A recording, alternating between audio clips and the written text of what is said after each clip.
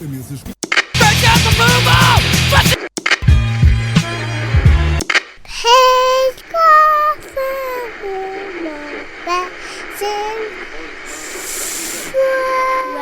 to Work Hard. Here are your hosts, Ethan and Jason. Now this is podcasting.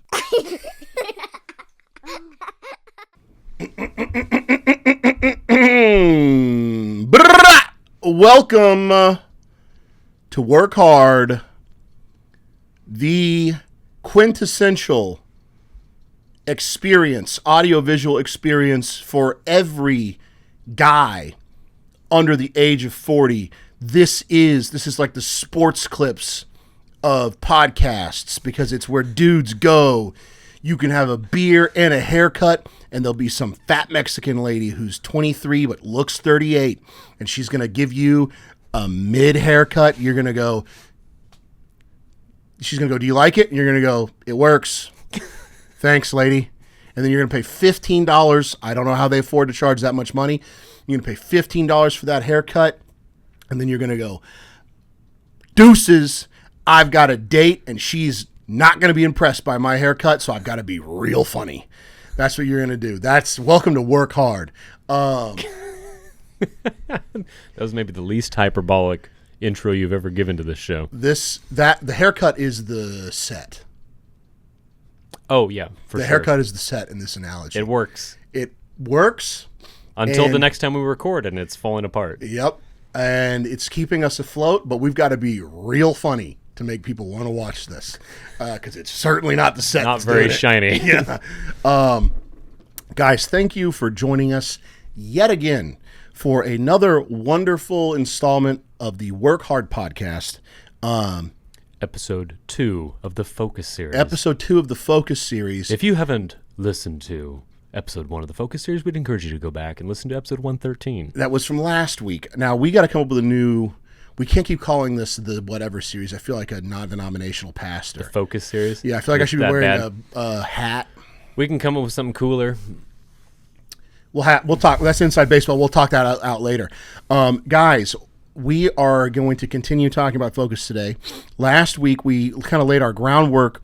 What's the value of focus in your life? Today, I'm going to make it a little more practical. So if you've noticed, I don't know if you guys care this much. Sometimes the commenters really do care. And they say nasty little things to me that hurt my feelings about how fat I am. And is there another one? I haven't looked. No, there actually hasn't been one in a while, which is strange. Nice. People just stopped doing that. I haven't been on TikTok, are they? Oh, that's true. I haven't been on TikTok either. They probably are making fun of my weight on TikTok. If you ever do say something about, it's when you say something about like self-control or whatever, I think that's what prompts them to go, well, you don't have self-control. Oh, yes. Right. So it depends on what you say. Yes, yeah. Which is very funny. Mostly we're just podcast bros. Yeah, the self-control that I practice on you, little commenter, is not beating you. Yeah, not killing you. Yeah. That's the self-control. I'm fat because I have to use all my self-control on not hunting you down like an animal and beating you to death. There you go. How's that? You can clip that too. You can put that on TikTok. Let those guys know. I'm gonna kill you. In real life. Minute 3. Killing TikTokers. If you're new to the show, we do hate TikTok a lot. Yeah, but we do like posting it because they hate us more, and it makes me feel good to rob them of peace. So, focus. Hold on, let me drink some water. Okay, we got focus. My lips are cracking. I'm so dehydrated. To make it practical, okay, I'll talk about weight. I'll talk about the weight thing. I have in different stages of my life, I've been like super in shape and like super fat, and then like super in shape, and then now I'm like I guess I'm super fat now. I'm not as fat as I was at the end of COVID. That was like the fattest I ever. Dude, okay. I looked at a picture of myself at the end of COVID, like a selfie that I took, and I had a meat slab on my forehead.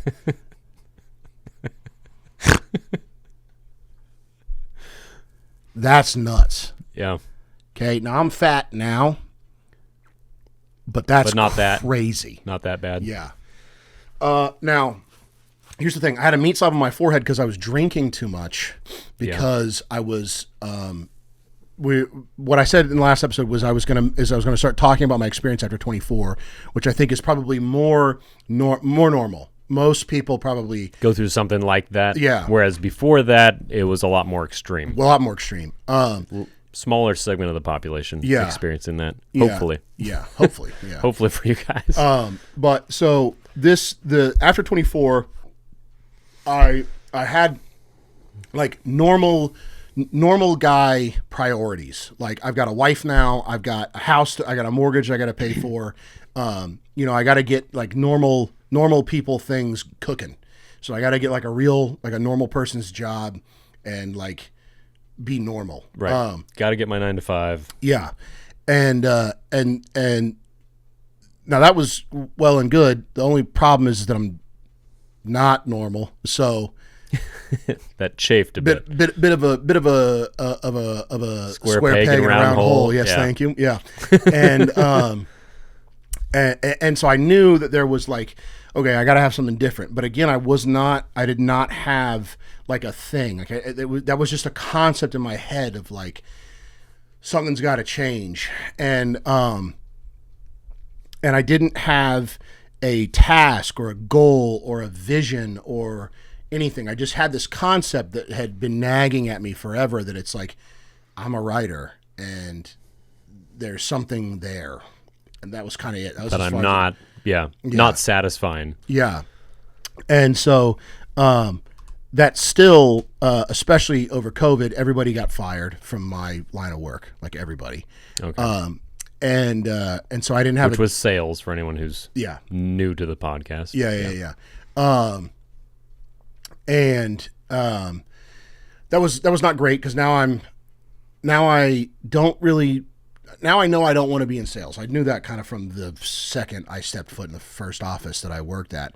So, but I like am sure of that, and I don't have a job to keep me preoccupied. Right.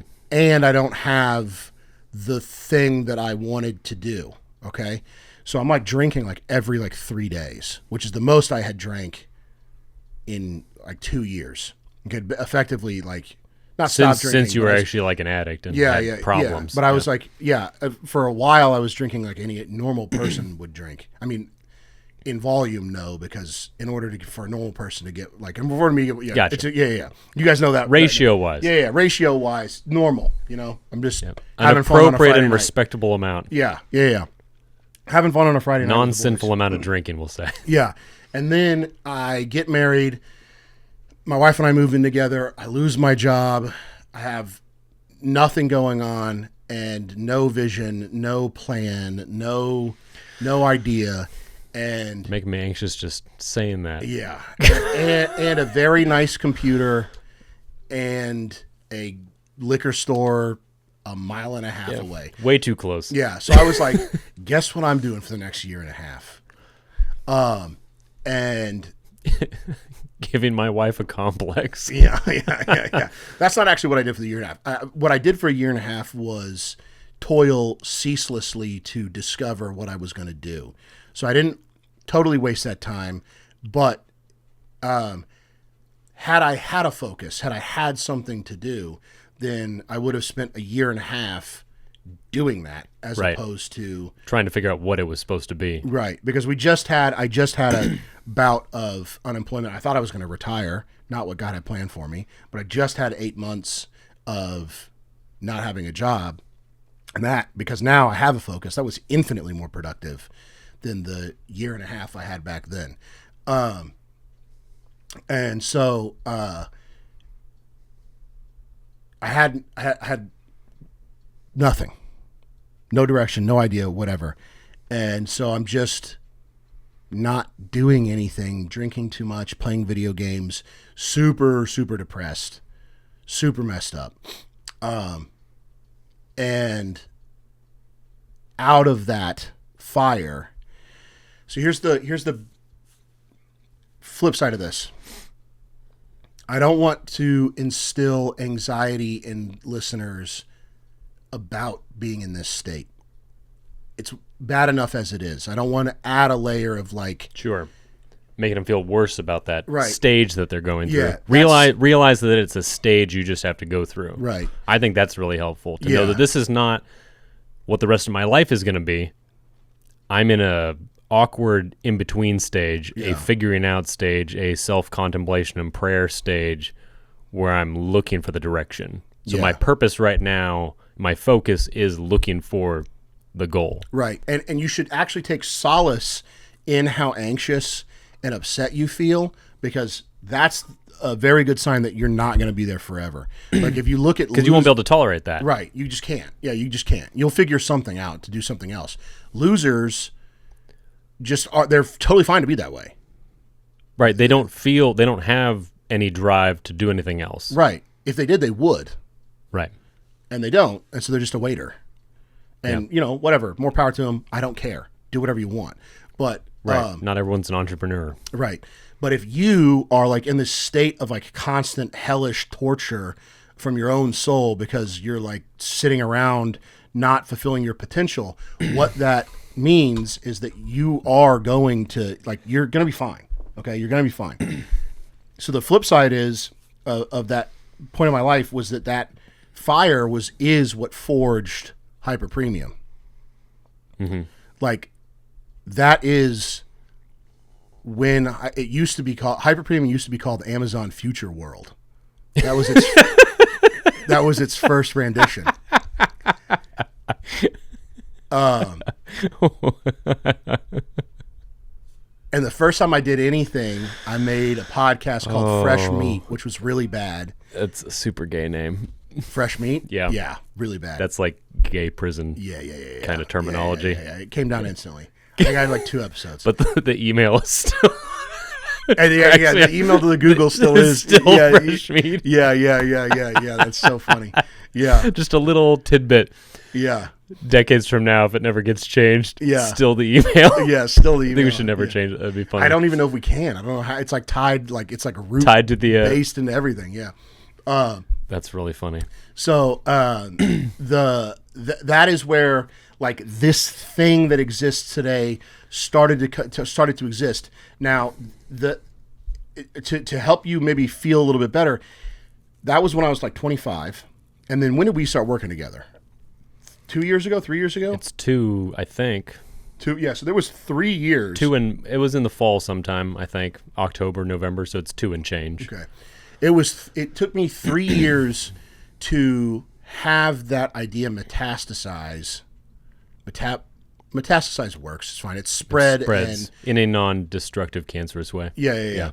Have that idea become fleshed out enough that I was like, okay, I need a partner. I have some sense of like what we're going to do. And that's when I called Jason and asked him to do this with me. But it took 3 years. It took 3 years to figure out what I wanted out of this. And I remember laying in bed after we started working together on Work Hard. And I remember the moment I was like, I know what Hyper Premium is. I know what we're going to do. And I remember the thought immediately after that being like, okay, we're going to make movies and TV shows and stuff like that. And then being like, animation. There it is. And being, and like the clarity of thought that came from that was tremendous. And after I had that thought, so many things started falling away that just didn't matter in life. And I started wasting so much less time. So from like 24 to 28 was this like very long languishing period of intense stress and anxiety and time wasting, because I was just like, well, maybe I'll do this. Maybe I'll do this. Maybe I'll do stand-up. Maybe I'll go over here. Oh, I've been boxing again. Maybe I can, I'm old now, but maybe I can fight, maybe I can get a couple fights and make some money and whatever. And just grasping everywhere in every direction to try to find something. And in the midst of all of it, not having anything really to fill my time. So just playing video games, kind of pointlessly, not in a way that's like constructive. And by constructive, I think you just engage in your hobbies either to relax or, like in my case, like playing video games now is a part of the business model. So it's like, I engage with video games in that capacity, but not just as a time killer. Yeah, not just as a time killer. Like I don't know what else I'll do. I guess I'll play video games. Right. That's the easiest. Water flows downhill and through the weakest point. So it's easy to get on the video games and burn time. Right. Yeah. And than to do anything else. Yeah, and so I think you really want to drive drive your energy into one thing. If you're a man, you want to drive it into one thing. And there's a very common, like in the sales world, there's all these trainings that you do, sales trainings, and most of them are complete trash and actually make you a worse salesperson. But there are a couple of them that are really good, and the ones that are really good always start up front with this: like you as a human being can focus on 3 things. That's what you get to decide. Most people focus on their family, their health, and their job. That's what most people focus on, and that's really all you can focus on. Anything else is gonna you go outside of those things, and you're just everything starts to fall apart. Your health, your family, your job, everything. You can't do it. So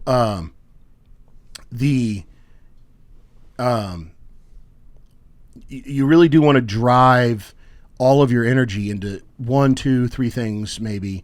What's our time? 16 minutes. Okay, cool. And so I think. Sorry, I'm floundering here. What I'm trying to do is connect 2 dots because I've got another. I want to go somewhere right now, and I'm just trying to bridge from where we're at to get there. Sure. So,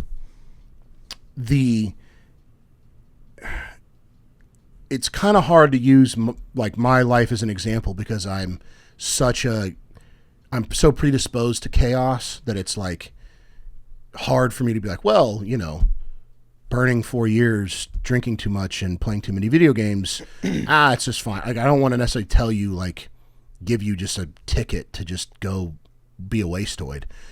But I do want you to understand that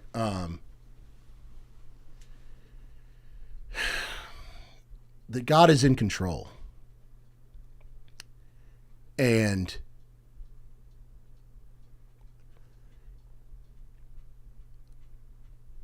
I smoked cigarettes for a long time, 6 years. Smoked a half pack a day for 6 years. And I tried to quit a couple times, and I could never quit. And then one summer, I just stopped. I wasn't trying to quit smoking. Wasn't even consciously aware that I was doing it. And I just had like a 2 or 3 month period where I just went, when was the last time I had a cigarette? And that was that. I just quit smoking. I think if you're being cooked by God, because I think that's what that is. You're being cooked by God. It's very painful. It's very hot. It's very, very uncomfortable. And you also have no say in when it ends.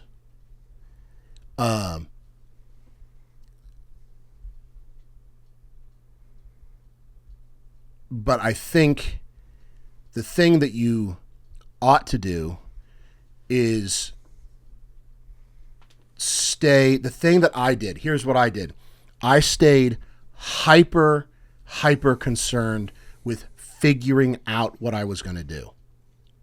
All that grasping at straws, all that, like that, I can make fun of it and be like, yeah, I was unfocused, whatever. But that process, what that really was me figuring out what I was going to do. That's what that process was. And as long as you stay in that pocket, I think you're fine. And so how do you figure out what you're going to do? That also might be a comfort to any parents of teenagers listening to this or parents of young adults. Right. That if they see their their young adult child going through a stage like that, but know that they are an intelligent person and they've seen their drive when they hit on a project or something that they really liked. Yeah. But then they hit this struggle flounder period where they're not sure what they're going to do, what their mission in life is, and they're looking for it. I hope that's a comfort, at least to some parents. Yeah. Because I've talked to some parents who are just like, well, my kid is, I don't know. They don't know what they're going to do. Yeah. And I'm like, I didn't either. Yeah. Yeah. I'm like, I dinked around at community college and smoked cigarettes and skipped, art classes sometimes, of all things. Yeah. And did art classes and... Yeah, just basically played. Yeah. Yeah. And no direction. But yeah, I don't want to put words in his mouth. This is my theory. I'm going to say this because I don't know if my little brother is going to care if I talk about this or not. Maybe, whatever, it doesn't matter. He won't hear it anyways. Unless I clip it. Yeah. My little brother had a terminal illness, and he was going to die in his late 20s. And they cured it, and nobody really thought they were going to be able to cure it. Now, it's not, whatever. It's effectively cured. There's a treatment that halts the progress of the disease. It's fine. And then that happened, and he got freed from having to be bound to an apartment where he's has all of his treatments and medications and stuff, and he just went to Colorado. Yeah. And just disappeared into the mountains. And sounds awesome. Yeah, and my parents were worried for a while. They're like, he's just not doing anything. He's just up there living out of a trailer. Yeah. Snowboarding and stuff. And I was like, well, yeah, he didn't have a future. Yeah, he didn't have to think about what he was going to do, and now he does. That would be pretty... It's a lot to drop on you all of a sudden. Yeah. You're going to die by the time you're 25 or whatever. Yeah. And then all of a sudden, well, you're not. Yeah. And then you might be 88. Yeah. And at 20 years old, all of a sudden you have to start planning for a life that you were never going to have. Yeah. And it took him a few years, but his life is starting to materialize, form. You can see a life starting to get built. And very cool. Yeah, very cool. And it's I think you're right. I think the parents of kids who are listening to this can take solace, and the kids that are going through this can take solace in knowing I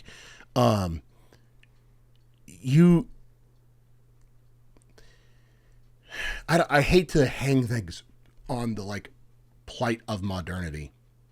You guys know I hate to do that.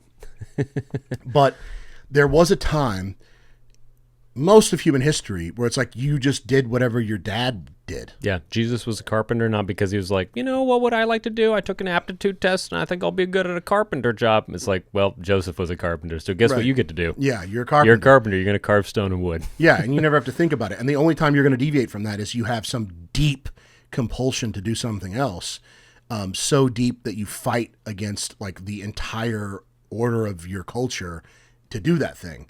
And where it's I don't know, paying for all the sins of the elect, something like that. Yeah, something like that. Yeah, something simple. Yeah. You have but this also, revelation. Hey, by the way, guys, Jesus was a carpenter. There's no grand biblical stories about Jesus's journey as a carpenter. It's mentioned. Yeah. The thing everyone knows about, the thing that's written down is his ministry and death. And guess when his ministry started? When he was 30 years old. Yeah. All right? It's okay. Now, yes, was it literally God? Yeah, but it was also literally a man. So you are represented in that. That was a profound moment, because I used to have this extremely deep sense from all the way till I basically turned 30. I was like, it's over. I didn't find the thing I cared about fast enough. Mm. I didn't find my focus fast enough. And now life has passed me up and it's too late. And so now I just have to scrape by paying the bills. And how old were you then? That was 24, 25, 26, 27. Yeah, all those I years. had that, the quarter life crisis. Yeah. And I haven't got a solid career yet. Yeah. I'm not married yet. Yeah. I got married at 26 and had just barely started working full-time actually as a paramedic. Yeah. So I was like, okay, I actually have a full-time career type job, not part-time work. Yeah. I get paid well enough to live on my own, Yeah, and it was, it was when I realized that Christ's ministry hadn't started until he was 30 that I was like, Oh. that like flipped in my head where I was like, oh, I'm a man. Yeah. I'm not a woman. I'm a man, which means I'm really like, it's really not time to go to work. Every day I'm hammering away. This is getting done. That really doesn't start until you're 30 as a man. And so I don't want you guys to be super duper spun out that you don't know what you're going to do. They used to not have to think about that. This is a new issue that you have to deal with. And now if you're like me, you may be surrounded by guys who, I can think of a couple of guys off the top of my head, gentlemen at our church, young guys at our church, who are, they know they want to be accountants and they're focused on passing these tests. Mm-hmm. They know they want to sell real estate and they're focused on that. Whatever, a couple of guys who are, know what they want to do. They're working towards it already. Right. At And they're a younger 23, age. 24, 25 and good on them. All right. That's awesome. Great. Yeah. Fantastic. You're going to have a 10-year head start on everybody. And that is good. And I'm glad you're doing that. And I would never disparage that. But for people who don't, I can also think don't of have that focus. Yeah, I can yet. think of a couple guys at our church also who don't have that focus and who I can see in their face when they talk to me that is an affliction. Them. Yeah. They hate not knowing what they're going to do. Yeah. Please understand that the fact that you hate not knowing what you're going to do, that is the fuel for the machine that is going to drive you to figure it out. That means that you will be successful. Yeah, that means you're going to be fine. And also, for whatever reason, life just kind of straightens out, so you're probably going to catch up to those guys that have a 5 or 10-year head start on you anyways. And if you don't, it doesn't matter because, if you're pursuing what God puts in front of you, it's not a race to see who makes their first million. That's true. Not the metric that God measures anyway. Yeah. Are you providing for your family as diligently as you can? Yeah, while maintaining a strong and top priority relationship with Christ. Are you doing those two things? Are you caring for your wife and children if you have them? Yeah.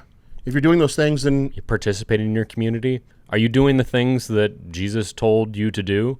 Yeah. Then who cares how much money you make? Right. Yeah, absolutely. And sometimes God doesn't give you a high-paying job. Yeah. It's just not in the cards for you. You're going to suffer with lower wages. Yeah. Even if you are really skilled or whatever. Like, those doors will be closed in your face that you deserve to get by anyone who is in that industry. They'll tell you, I don't know why you were hired. Yeah. That happened to me in the fire industry. Yeah. People would be like, I don't know. Like my dad would talk to somebody and describe my qualifications and my experience, and they're like, I don't know, sounds like a great candidate to me. Yeah. Shrug. I don't know why he didn't get hired. I don't know why he's having such trouble finding a job. Right. It's almost like mad. It's almost like there's a unseen force. Yeah. Unseen force that is influential in your life and is actually guiding the way that you're walking. And so here's what I'm saying. Here's the main point of this episode. If you are in a state of dismay and you're pressed about what you're going to do, I don't want to write you a ticket to slack off and not be anxious about it. Whatever, be anxious about it. Be scared. You ought to be. It's fine, but also don't be hopeless. Yeah, don't give into despair. Don't layer a new bit of anxiety over the anxiety you already have. Understand that you are going to figure it out. And what does figuring it out look like? Figuring it out looks like trying a bunch of different things. Yeah. That's what it looks like. It looks like figuring it out. It looks like... Which might, to an outsider, look like you can't finish anything. Yeah. And that might be the case with some people. They just can't finish a project. But if you are actually just testing things, it means that you are trying something, discover you don't, that doesn't fit. That's the wrong size peg for you. Yeah. You don't fit in that hole, and so you got to move on to the next one. Right. And it looks like indecision and lack of motivation and all these other things, to where maybe your parents will harangue you about it. Maybe, you'll be down. People will talk down about you because of that, but keep trying things out. Yeah, you got to be a man. Don't about ram that. yourself into the wrong hole and say, I've just got to get into a hole. Right. Yeah, exactly. Because Like, you'll be that's all miserable. You'll be miserable. Yeah. And I had an uncle. I think I have a great uncle, passed, of course, and I don't know if I ever met him, but he used to tell my mom, you got to make a happy buck. yeah, got to make a happy buck. You do. Because you have to be able to sustain whatever you're doing. That's kind of the thing. I was talking to Jason That will about affect this. your home life. If you work a miserable job and come home, you are going to have a really hard time to flick that switch and be a stable and loving husband and father. Yeah. Yeah. And so you to me, sustainability is a big deal. Like being able to do, I've talked to Jason about this. I think I've mentioned this, whatever. If my boss hears this, don't worry. I've got it held down. I can do it for a couple more years. You're going to be good. You're going to be fine. I'm going to get you in a good spot. You'll be fine. But I cannot do my job that I have right now. I cannot do this forever. It's just not going to happen. I cannot do it. I've got to figure out another solution. You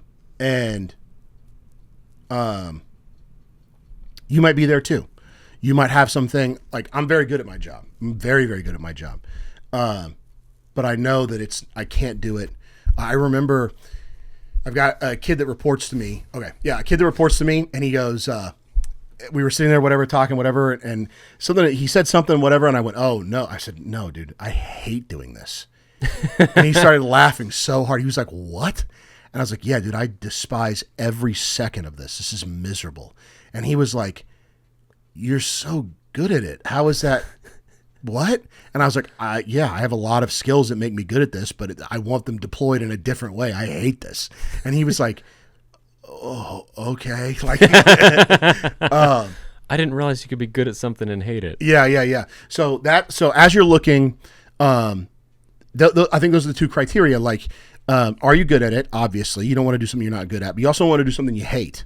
Okay. Now you do have to put food on the table. You have to guarantee a bare minimum, survival for the people around you. You need to take care of your people. You're a man. And so you do have to, you got to make ends meet. You do have to make ends meet. So you're going to have to do things you hate sometimes, but you need to do everything in your power, even if that means getting yourself to a place where you don't hate the thing that you're having to do, or figuring out another solution so that you don't have to do the thing you hate doing. But that's what you're looking for. You are trying to find something that you at least don't hate and something that you're good at. Boom. Scott Adams, RIP, talks about you really want to try your best to make sure that whatever you're doing, you're in the top quartile. You're the top 25% performers, because that's where all the productivity happens. 80% of all the work gets done by the top 20% of the people. So whatever you're doing, you want to make sure you can get up into that top 20%, because then you get to capture 80% of the wealth that's generated from that productivity. Or not, whatever. You get it. You get your pot. You get your share of that. Okay. And I think that that's a fantastic aim, right? You don't have to be the best in the world, but you have to be one of the best. Yeah. In your area or whatever. And so just that, and I think you get there by finding something that can get you in a flow state, right? That's what you're kind of looking for. So wrap it up. Do not stress if you don't know what to do. You're going to be fine. Well, no. Don't stress about the fact that you're stressed about you don't know what to do. Be plenty stressed and plenty afraid of that. All right? Now let that fire fuel you. You will. Just keep trying different stuff out, getting different jobs. I hated this job. I couldn't. I had to quit. I got fired. Whatever. I go get a different job. Go try different sports. Bernie Mac, my favorite comedian of all time. He didn't start comedy. He didn't get up on stage till he was 35. All right. He died one of the greatest. Okay, he didn't get on stage till he was 35. Before that, he sold cars, health insurance. He was a professional boxer. He did.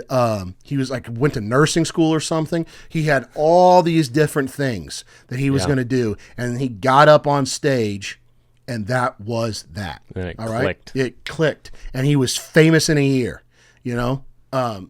Wow. You're gonna be fine. Okay, you're gonna be okay. hold on to that. Rocky Marciano, considered one of the greatest heavyweights of all time, didn't start boxing until he's like 29. Wow, really? Is Rocky Marciano Rocky from the Rocky movies? I haven't even seen the Rocky movies, so you can't ask me What was that guy's name? Whatever. There was a heavyweight boxer that was like in the 40s or 50s, something like that. Look him up. White guy. Is not Rocky Marciano. Rocky Marciano is definitely the guy from the Rocky movies. Look up that guy. He didn't start fighting until he got back from a war when he was like 28 or 29 and started fighting, and he was great at it, and he became a heavyweight champion of the world, unified the belts, considered awesome. He's the man. Everybody likes him. That's so funny. I said Rocky Marciano. I think Rocky the movie is actually kind of based. Whatever. It doesn't matter. I think we should go to church. What's that? I said I think we should go to church. I don't get it. Finish. Yo, yeah. Okay. All right, guys, listen. Do not stress. Do not stress. Do not stress. Stress enough to get the thing done, but don't stress about the stressing. The next thing, just find something you can be good at and that you don't hate. If you love it, fantastic. Good for you. I'm glad. But just focus on something sustainable that you can do, that you can get really good at over 10 years. Be the top 20%. Be a winner. And everything else will kind of fall in line. Listen, we love you. I have to pee, but I'm not going to because I'm on a roll. I love you. Jason loves you. We love you. I am going through it with you. What I'm talking about right now, I'm having my second wave of this. We're working through this together. Okay? Life is infinitely complex. God is in control in your when your fear is most intense, when the night is darkest, when the storm is raging the most bitterly, please, I am begging you to cling to Christ while that is happening. Understand that God loves you. He is extremely powerful, and you are going to be okay. You are going to be okay. Please, if you do not have a wife, go to church. Find a beautiful young woman to marry. Have some babies with that woman. Raise those children in the fear and admonition of the Lord. Make new, brilliant Christians. We need them. We need you. Please. Guys, we love you. We are praying for you. We are out. We'll see you next week. Bye-bye.